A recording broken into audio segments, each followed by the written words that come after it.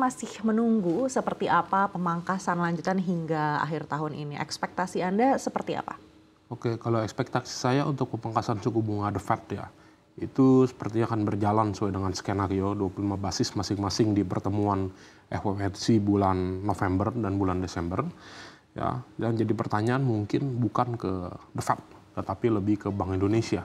Ya, dengan situasi seperti saat ini, di mana rupiah terus tertekan, bahkan mungkin menuju 15.800, apakah Bank Indonesia akan mengambil langkah pemangkasan di bulan November atau tidak? Memang kalau kita lihat dibandingkan dengan momentum pemangkasan suku bunga The Fed, BI punya waktu kurang lebih hampir 2 minggu untuk mempertimbangkan apakah memangkas suku bunga atau tidak. Akan tetapi yang paling ditakuti oleh BI saat ini adalah ketidakpastian, ya, di mana pasar saat ini menghadapi ketidakpastian dari pemilu Amerika Serikat, di mana tidak ada disiplin fiskal yang meyakinkan dari kedua kandidat yang ada, baik itu Trump maupun Harris. Ya, siapapun kandidat yang terpilih, defisit kebijakan fiskal Amerika Serikat dan juga hutang pemerintah Amerika Serikat akan naik lebih tinggi daripada yang diproyeksikan. Ya, sehingga hal ini mendorong pasar untuk mengambil langkah antisipatif terhadap kondisi tahun depan, di mana ada kemungkinan The Fed akan memangkas suku bunga lebih sedikit daripada yang diperkirakan tahun depan.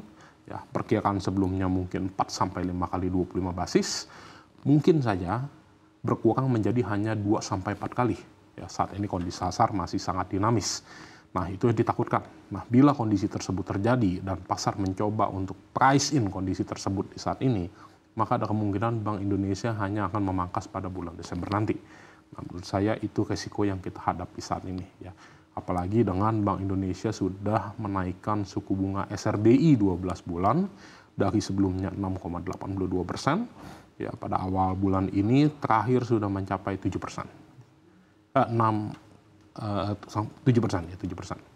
Ya, dengan kondisi tersebut, maka bisa dipastikan pasar pun ragu, ya, kemana kira-kira arah dari kebijakan moneter Bank Indonesia selama 2 bulan ke depan. Kira-kira seperti itu. Baik, artinya masih ada 1 kali pemangkasan suku bunga hingga akhir tahun untuk Bank Indonesia, dan untuk The Fed ini mungkin masih ada 2 kali. Ya.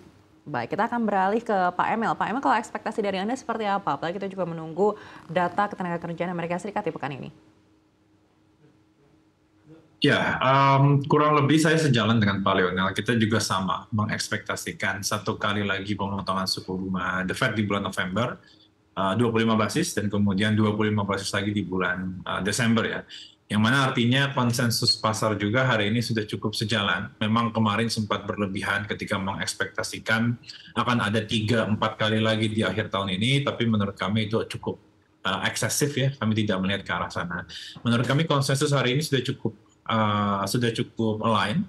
Yang mana juga kalau kita lihat di bulan November nanti, Fed meeting itu akan diadakan pada tanggal 7 November. Kurang lebih 2 hari setelah pelaksanaan pemilu AS, ya, atau mungkin 1 hari setelah hasilnya diketahui oleh publik.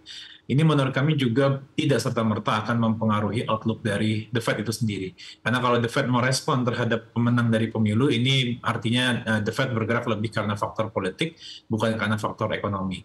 Adapun kebijakan-kebijakan Amerika memang diekspektasikan under Trump administration, jika nanti Trump menang, itu memang diekspektasikan akan lebih inflationary dan juga sifatnya adalah deficit spending. Yang mana ini akan membuat dollar index itu menguat, kemudian juga yield obligasi AS itu akan cenderung naik. Nah, tapi menurut kami, The Fed akan lebih mencerna informasi lebih lanjut dulu. Ketika nanti kebijakannya sudah jelas seperti apa, barulah The Fed akan merespon. Karena underlying ekonomi AS hari ini memang masih relatif kuat dibanding negara lain, tapi bukan dalam pergerakan yang sedang menguat. Dia sedang melemah, tapi pelemahannya relatif lebih baik dari negara lain. Nah, sehingga menurut kami, BI juga bisa lebih berhati-hati ke depan, karena tekanan pada rupiah ini mulai terlihat, ya, di bulan Oktober. Rupiah tidak lagi sekuat di bulan lalu, sebelum BI berani melakukan suku bunga cut, ya, pada bulan September lalu. Kami juga melihat pemotongan suku bunga BI 1 kali lagi di tahun ini, dengan chance atau peluang untuk penurunan di bulan November menurut kami semakin tipis, ya. Terlebih tadi Pak Leonel juga sudah sampaikan, suku bunga SRBI sendiri telah dinaikkan oleh BI Ini artinya BI tidak lagi dalam mode yang sedang ingin melonggarkan, namun lebih menjaga stabilitas. Nanti juga akan tentu penting untuk kita lihat apakah sepanjang kuartal 4 ini, di sisa November, Desember ini, apakah akan ada issuance dari global bonds ya, baik dalam bentuk indon ataupun nanti pinjaman luar negeri, karena itu akan mempengaruhi posisi cadangan devisa kita. Baik Pak Emil, di beberapa waktu terakhir kita juga melihat arus keluar dana asing ini cukup deras dari dalam negeri. Begitu Anda lihat apa yang menjadi pemicu? Apakah memang ini cukup besar faktor eksternalnya atau ada faktor internal juga yang harus kita waspadai? Ya, pertama tentu faktor utamanya lebih dari eksternal, terkait dengan development mungkin dalam 2 minggu, 2 pekan terakhir, 2-3 pekan terakhir, itu elektabilitas Donald Trump di berbagai survei polling, kemudian juga elektabilitas dari Republikan, Partai Republikan, baik di Senat ya, kemungkinan besar itu meningkat drastis, sehingga pasar sedang memprice in skenario di mana Trump akan memenangkan pemilu, dan juga Partai Republik ini akan memenangkan Senat. Jika kedua hal ini benar terjadi nanti di tanggal 5 November, maka ini skenario yang dihadapkan adalah uang ini akan mengalir kembali ke Amerika, karena ya seperti slogan dari Trump, Make America Great Again, ini bahwa kebijakan-kebijakannya akan mengutamakan America First. Dan yang akan membuat uang akhirnya mengalir ke tempat yang lebih dianggap menarik. Dan juga suku bunga artinya diekspektasikan tidak akan turun banyak di Amerika sana.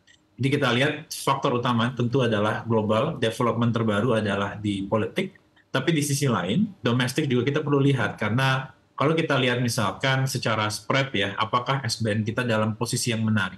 Kalau kita lihat di pekan lalu, itu SBN kita sempat berada pada spread hanya sekitar 2,5% di atas obligasi AS tenor 10 tahun. Ini relatif rendah ya kalau kita lihat dibandingkan dengan rata-rata mungkin 3 tahun terakhir, itu di sekitar 3,2%. Jadi memang kita dalam kondisi pasar SBN yang menawarkan spread relatif rendah dibandingkan historical, ini juga membuat arus dana asing itu rentan untuk keluar di saat mereka melihat Amerika mulai kembali menarik. Baik, artinya jelang 5 November nanti ada potensi rupiah akan tertekan lagi karena arus dana asing ini mungkin masih akan banyak yang keluar dari dalam negeri. Ya, risiko itu kami lihat masih ada, walaupun sudah mulai dicicil dari sekarang ya, karena pasar perlahan-lahan secara gradual ini mulai mempricing in kemenangan Trump dan juga Partai Republik. Itu artinya apa yang kita hadapi hari ini, baik kenaikan yield ataupun pelemahan rupiah, itu partly sebagian itu sudah memasukkan faktor Trump menang. Kalaupun nanti tanggal 5 ternyata gong dipukul benar dia menang, menurut kami impact-nya mungkin hanya tersisa sedikit ya, sebagaimana pasar biasanya selalu bekerja on rumor, on expectation, dan kemudian ketika newsnya sudah keluar, itu cenderung tidak lagi bergerak karena semua sudah price in dengan baik.